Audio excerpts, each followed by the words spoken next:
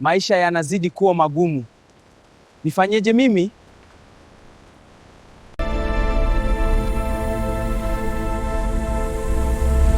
Kuna njia nyingi za mafanikio ndani ya teknolojia ya blockchain. Ndio, ninawezaje kuanza? Hii inaonyesha nini hasa?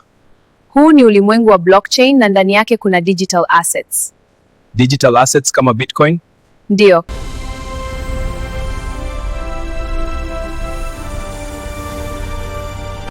Elimu ndio mwanzo wa uhuru. Sasa nimepata njia ya mafanikio ya kudumu.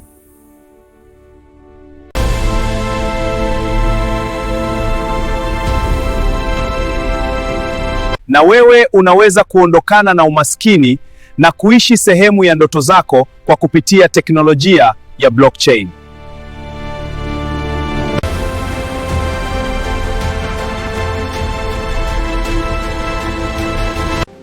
Sasa ni zamu yenu.